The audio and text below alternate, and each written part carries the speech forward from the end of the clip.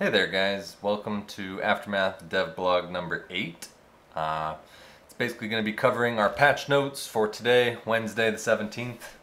Um, that's basically it. I'll give you a quick little chat about each of the updates and things like that, but otherwise I want to keep this video nice and short and sweet, and basically just cut straight to it so that you guys can jump in game, start playing. So here we go. Hello everyone, here's a quick update for Wednesday night. We have more that we want to do, but we simply just have limited time. If you find something is broken, be sure to report it on the forums. Nice and simple, guys. Please, if you find bugs and things like that, report it on the forums. Obviously, we're stressed for time and things like that. There's only so much we can do, only so many bugs we can find and fix ourselves. We need your help. So first thing is legendary account updates. So players that have legendary accounts, which should be all of you, can now instantly move crafting materials to their vault by right-clicking on them. Legendary is a great way to support the game, support development of the game between me and my friends, as well as we're trying to get a US server. Hopefully by the end of the month the plan is to be able to afford a US server. And legendary users now get double GD from zombies. At some point we'll make sure that you get double GD from liberations and all that, but right now that's what's going on with that. We do have more legendary perks planned for legendary. Such as perhaps crafting materials not dropping on death, and more useful things like allowing you to craft anywhere in the world with items, materials in your vault. So something to look forward to. But for right now, legendary is improved even more. Can't stress this enough that the whole game is kind of revolve around, yeah, as a free user it's great, but really you should be paying for legendary. Like, basically that's the best way to support the game. Like, if we could just have 1,000 accounts that are supporting as legendary, like, fucking great. The game can run basically forever. So moving on, cosmetics. You can now buy cosmetic cases and keys in game for GC. Please support Aftermath. We want to get a US server next. So basically all the crates as you remember them: cosmetic cases 1 through 5 and cosmetic weapon cases 1 through 5. So cosmetic cases 1 through 5 are character cosmetics, and then weapon cases 1 through 5 are of course gun skins. We fixed a bug with character cosmetics not properly applying and saving the next time you load into the game. We also fixed a bug related to character cosmetics for GC, which was the flag shirts. And then you'll notice now that almost none of the boxes claim to have anything that's epic or legendary, because that's a hard-coded value. And I changed the drop rates on all the crates to be like very forgiving. Like, if there's this many items in here, 5 by 3, obviously there's 15 items in this crate. That means all of these are like a 1 in 15, and this shirt is like a 1 in 20. So it's slightly rare. There's not anything anymore that's like ridiculously, you need to spend fucking $1,000. I don't think that's fucking fair to you guys as users, especially people who want to play dress up and collect all the cool shit. Right now you'll notice that like maybe the Plague Wolf and stuff is decently attainable, but that will probably most likely change. So you'll have to check what's in the box before you buy it, etc. Like, obviously the Got Guns, the Glow shirt, and the Plague Wolf, they probably won't be part of that. That's going to be probably a special glowing case. But we want to keep it simple so that like if you do buy a glowing cosmetic case, it's just like a key for a set price or a box for a set price. It's not this giant game of luck where one guy spent $700 and got it and one guy spent $2 and got it. Like, I'd rather not have it be super luck based, where it should be reasonably attainable. Just like how Blizzard, they released their statistics. You have a 7% chance opening a crate to get a legendary item.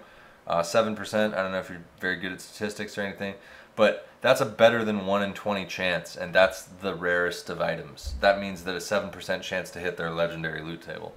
And then within that, obviously things are rare, but 7% of the time it's going to roll that. So I'm using basically a very similar system as far as the logic goes. Nothing is obscenely rare, like 1 in 98 chance, Everything is like, a cool 1 in 15, 1 in 16 kind of thing.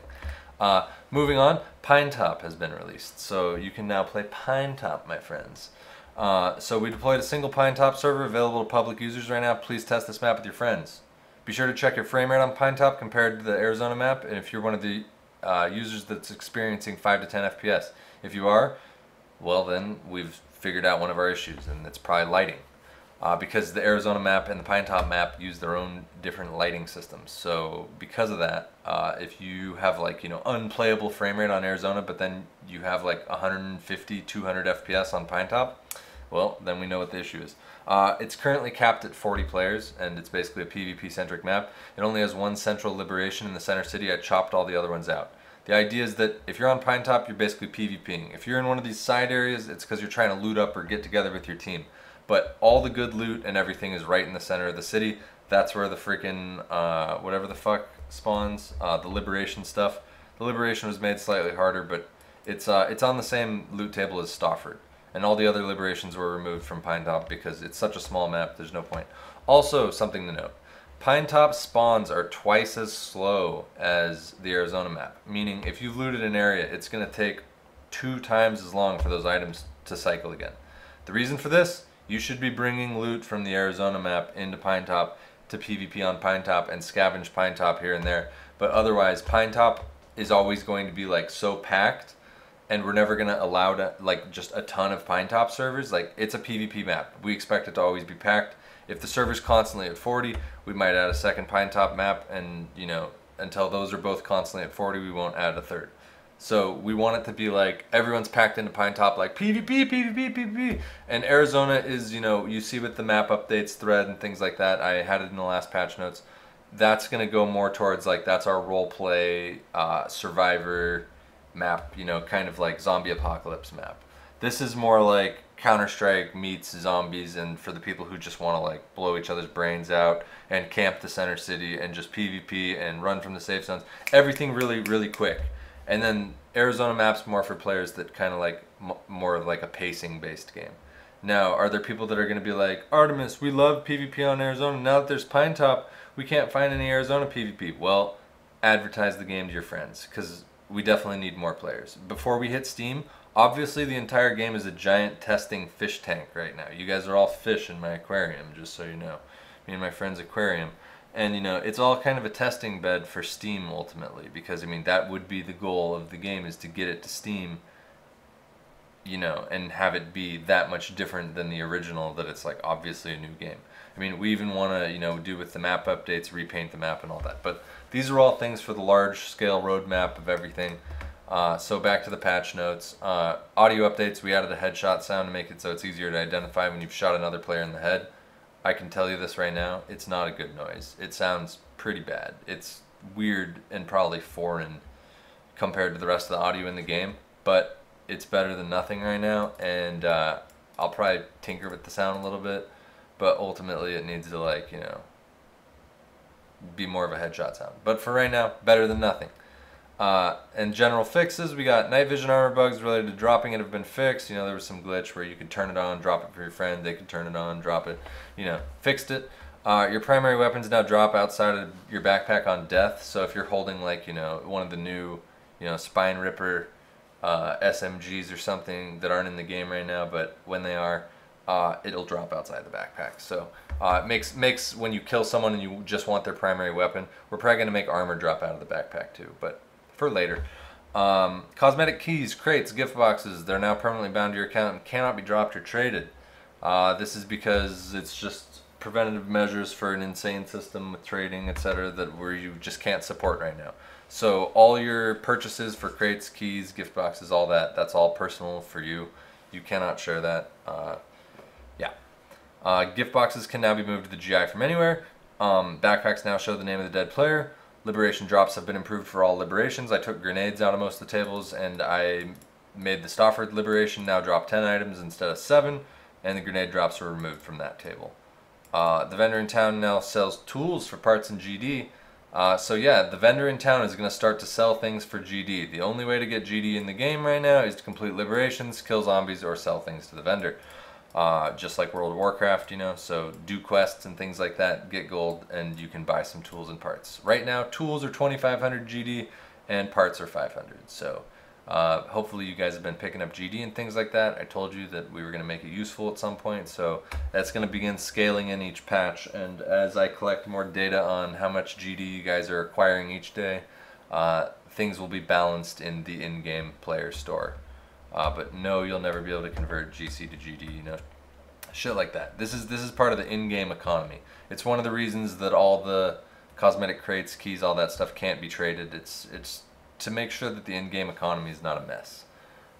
it means that I can actually manage it and create proper balance. Otherwise, how do you balance something when anyone can inject infinite number based on swiping their credit card? It's fucking madness.